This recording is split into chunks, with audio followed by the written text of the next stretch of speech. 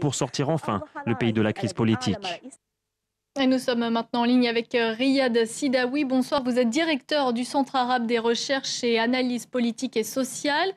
Finalement, quels sont les changements les plus notables dans ce gouvernement? Est-il susceptible de satisfaire l'ensemble des Tunisiens? Bonsoir. Tout d'abord, le gouvernement, comme on voit, s'est appuyé sur la Troïka, ça veut dire l'alliance sortante. Donc, ce gouvernement a échoué dans toutes ses négociations avec d'autres partis politiques afin d'y adhérer à un gouvernement élargi. La nouvelle donne au plan régionaliste, il faut le signaler, c'est la première fois depuis l'indépendance de la Tunisie qu'un chef de gouvernement, un premier ministre, vient du sud, de l'extrême sud du gouvernorat de Médine et non pas de la côte, la région Sahel, comme les Tunisiens sont habitués. Dans son discours, M. Ali Larid a insisté sur la sécurité et le respect des lois et de l'État par tous. Mais il n'a rien parlé de la crise économique grave de la Tunisie aujourd'hui, sur tous les plans, surtout la chute spectaculaire du pouvoir d'achat et le manque grave d'investissement.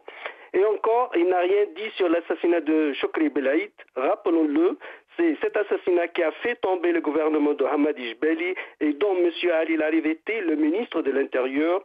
De plus, ce changement est, à mon avis, le plus important dans ce changement a touché le ministère de l'Intérieur, qui est confié à M. Lotfi Benjedou, qui est un procureur, et la défense à M. Rachid Sabbar et à M. Navir Ben Hamou, le ministère de la Justice.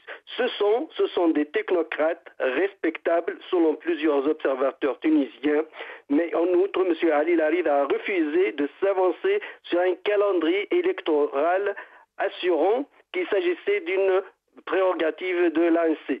Or, toute la Tunisie, vous savez, la Tunisie aurait dû tenir des élections législatives et présidentielles fin 2012, ce qui n'était pas fait jusqu'à maintenant. Riyad Sidaoui, merci beaucoup pour cette analyse. Dans le reste de l'actualité, en bref et en images, les Kenyans toujours dans l'attente des résultats de l'élection présidentielle. Selon des résultats encore partiels, Uhuru Kenyatta disposerait d'une légère avance sur son rival, Raila Odinga. Cela pourrait lui permettre de remporter le scrutin dès le premier tour de l'élection. La Corée du Nord a annoncé aujourd'hui